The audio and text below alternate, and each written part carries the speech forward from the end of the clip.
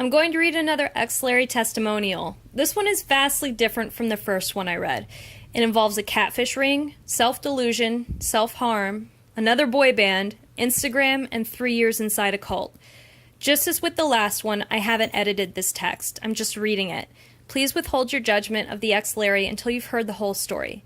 It takes so much guts to write out a confession, put it into someone else's hands, and agree to have your name attached to it.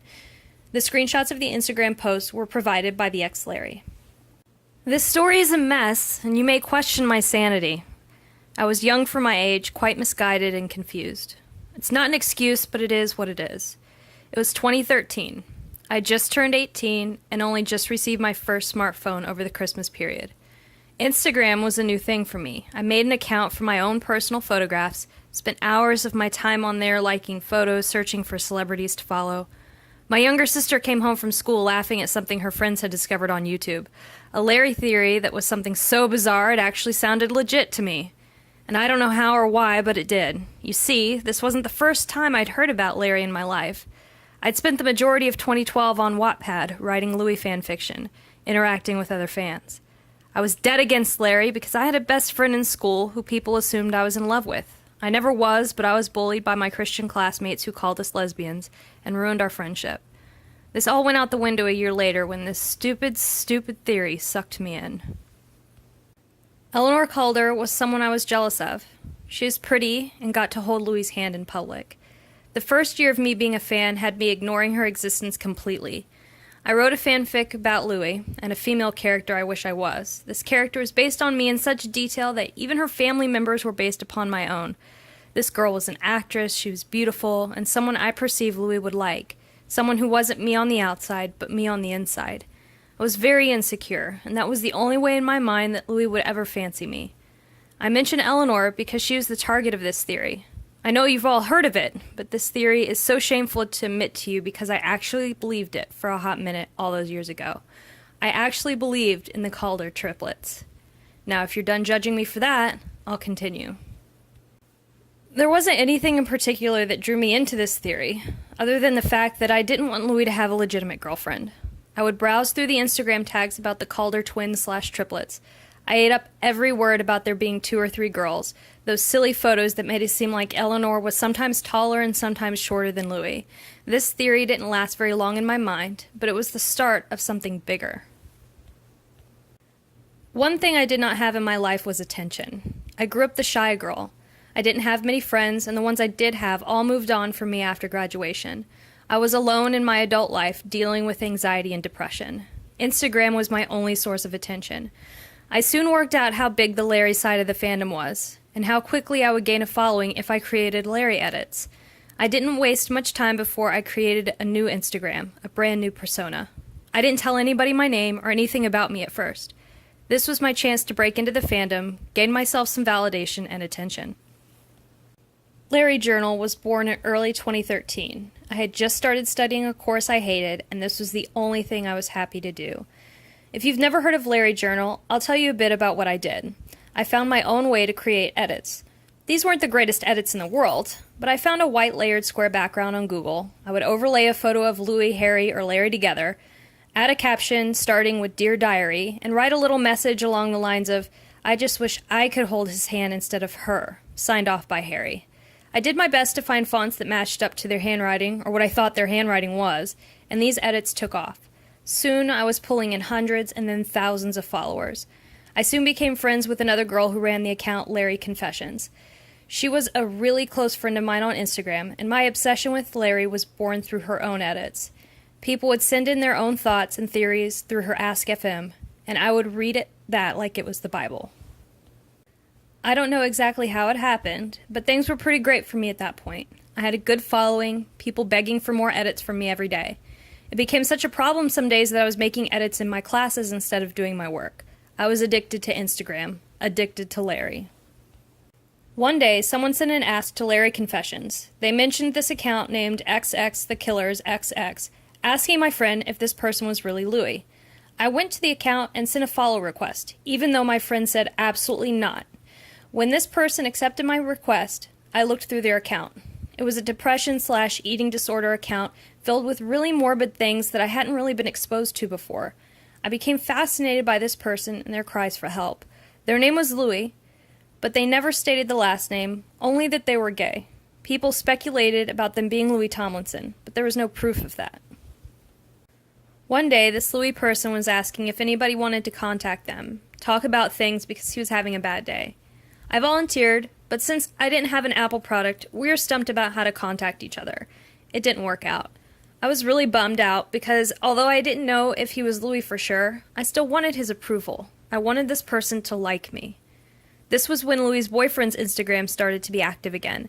At first, I didn't like this other person, this EW Tacos guy, who posted weird photos with strange captions. It was rather silly, whereas Louis was kind of serious. I switched my profile to private, which was a good move on my part. Louis and his boyfriend requested to follow me because they'd been stalking my Larry edits for a while and could no longer view my content when I was on private. I started to make journal edits about the two boyfriends. I didn't know them all that well, but they said they were closeted too, and I somehow considered that to be somewhat poetic instead of traumatic and frightening like it is for a lot of people. I wasn't in touch with my own sexuality back then. I assumed I was 100% straight after being so hurt over the lesbian rumors growing up. Over time, people noticed I was talking and making edits about this couple who weren't Larry. My Ask FM started to get hate messages. Someone accused me of being a beard for the two boys because I seemed close to them. And other people were suspicious that these people were actually Harry and Louis, the world-famous closeted boy band members. Ridiculous, right? I think so too. Only I didn't back then. I scrolled my way down to one of EW Taco's first messages and told him about the hate. He told me to contact Louis, who gave me his Kick username. We talked on there and became quite close. I stopped caring about whether or not he was a celeb in secret. He was just my friend. My very depressed friend who needed someone in his life who was on his side. We talked all day and all night about all kinds of things. He sent me photos of random things, and we were like genuine friends. This changed when I started to become friends with this other girl, a girl who Louis was friends with already. I didn't know this, but she knew his real identity, or what I now know as his catfish identity. She assumed I already knew his big secret, and blurted a few things out. When Louis found out that I knew he was Louis Tomlinson, there was a huge blowout. I was so scared because this person had someone planted the seeds in my mind that Larry was legit, and that he was part of it, all without actually saying the words to me. It was all very tricky, and I don't know how they pulled it off, but here I was, a suicidal teenager, worried that my idol hated me. During my time as Louis' friend, he had changed his username to The Broken Road, named after the Rascal Flatts song, and his boyfriend, who is now freely calling himself Harry, changed his to Take Me to 1969, after Woodstock. These boys had a growing following. They kept their identities a secret from everybody except me and my friend. I will call her R. R and I would do anything and everything to keep the boys secret. The four of us were a team. We would find fake photos from Tumblr so that they could use those pictures to prove they weren't Tomlinson or Styles. They played a really good game of pretending they were annoyed at everybody for thinking they were Tomlinson and Styles. I now know that they thrived off the mystery, hooking people in, creating this atmosphere where everybody knew but didn't really know. R was always around until R said one thing wrong in the community, and she was bullied into silence, bullied out of the community completely. I became public enemy number one by everybody who wanted their attention but didn't have it. I started a relationship with Harry. We were best friends who lived off bantering with each other, name-calling, I love yous, everything two best friends did. People hated me for it to a point where they sent both of us hate over it. He became so sick of people constantly mentioning me to him that he stopped talking to me. This became the first of many explosive dramas in my experience. I resorted to self-harm, believing that my best friend hated me. It was a surreal experience during those times, because on one hand, I saw him as just Harry, my best mate, and on the other hand, I saw him as Harry Styles. It was so stupid. I know it. I didn't even know if I believed they were actually them. I just wanted it to be true so badly because I needed to feel special. I needed people to validate my own existence and make me feel like I mattered. Through all of this, I was still making edits, still believing Larry were really together. I started fiddling around with Photoshop, where I used a photo of Eleanor and Louis and inserted myself into the picture. This was a reoccurring drama for me. People sent me hate when I posted it, believing I had just posted an Eleanor photo.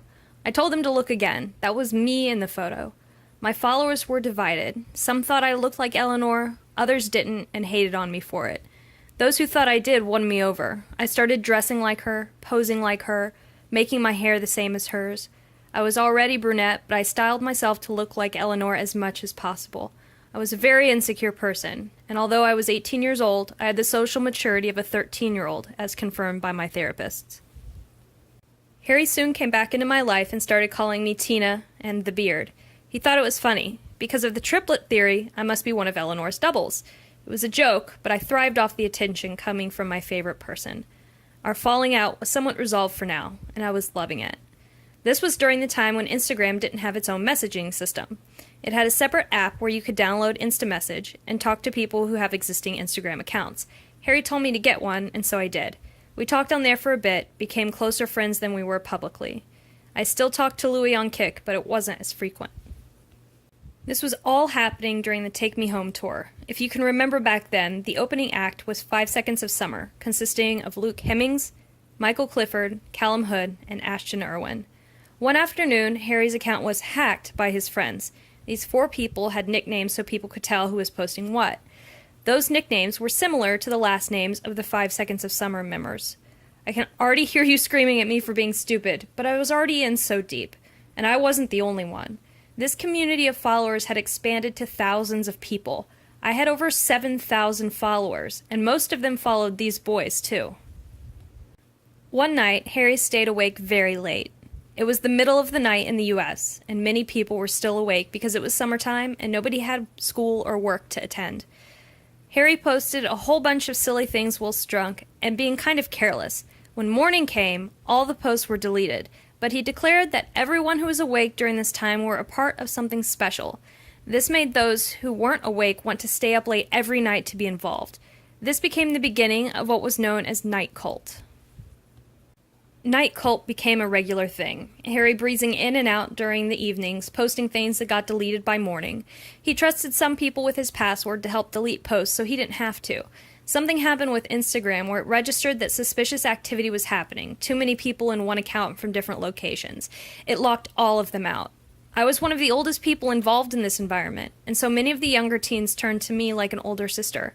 2 girls came to me very startled after Harry got locked out, because they were the ones on the account when it happened. I was trying to help the problem, so I added them into a conversation with Louis, thinking that it would help them realize that they weren't going to be in trouble over it. It did not work out the way I had hoped. He started yelling at them, so I stepped in to handle the situation. He started yelling at me, and we had a huge blowout. He accused all of us of hacking Harry, and what a mess that was. In this mess, he managed to call us "you fucks," which we embraced after it all settled down. The use of the word cult really hadn't sat well with me when Night Cult began, and made me want to steer clear of what was happening, especially since the whole Louis yelling at me fiasco. I had recently started a group chat with 3 other girls, 2 of which were called "you fucks" along with me. We were close and talked almost all day on Kik together. We had an almost anti-Night Cult chat because it was absolutely ridiculous watching these people fawn over and kiss up to Harry all night. Yes, I was jealous of him giving them attention, but I did not agree with a lot of the things being done. We decided to make our own cult in namesake only. We were the Fucks Cult. The 4 boys who would occasionally post on Harry's page started to do so more frequently. They had their own fans, people begging them to create their own accounts, so 2 of them did. Those 2 were Ashton and Luke, and this is where the tin hatting becomes unreasonable. They were also in a relationship. I should have run then, but I was too attached to the environment. I did not get along with either of these new boys. It wasn't personal to begin with, but for some reason Instagram glitched and would not let me follow Luke, SWS182. No matter how many times I tried, it would not let me. They took this personally and started hating on me, which then made Ashton, ex-Black Parade X, do the same, because I was hurting his supposed boyfriend. I spent a lot of time avoiding these people, despite them being Australian like me and us having that in common. People became so attached to these people, it was almost as if Harry and Louis disappeared in some of their minds, but not in mine. I was still close with Harry, even though that still subjected me to a lot of hate. Again, he started being pestered about me, and told everyone we weren't friends, something that hurt me a lot. This started the great indirection of 2013, where the 2 of us would post passive-aggressive posts indirecting each other for days at a time. We were petty and childish, but I was hurt, and he was annoyed. It went on for weeks until he finally snapped, and we had a massive argument that ended in us being friends again, mostly in private this time, to avoid all of the drama that occurred when people knew we were friends. There was a point where I momentarily changed my username to try something new out, and someone stole my Larry Journal username out of spite. If you search it on Instagram, you'll still be able to find it. Someone took the username just because they knew it meant a lot to me. It was my brand, how people recognize me. It took me months of testing out new ones before I settled on OMFTWAT, because twat was what Harry and I liked to call each other, and I said OMF a lot. Harry's username was soon changed to take me to 1985. I would like to now point out that this sounds entirely unbelievable, and you do not need to tell me that. I know how messed up and ridiculous this all seems, and really, it's not even the start. I'm well aware of how naive I was back then, and how confusing it can be to those who did not go through it. Most of the people involved who got sucked in like me, we were all going through our own shit. Depression, family issues, being in the closet. It was all too much in our personal lives that we needed this community to feel like we mattered. These catfishes were very well thought out. They didn't outright say that they were these famous people, but they would drop certain clues, or Photoshop things like being inside the One Direction Instagram account, or on the boys' Twitter accounts. It was very well done and planted a seed in our minds that made us feel like they were legit, even though they weren't. I remember Louis telling me to stop calling Eleanor a beard, telling me that she's a lovely girl who he's best friends with. He also told me that she was actually American, and that's why sometimes she spelled things the American way online, and why she didn't speak much. For some reason that convinced me enough. It was obviously bullshit, but I thought it sounded real enough.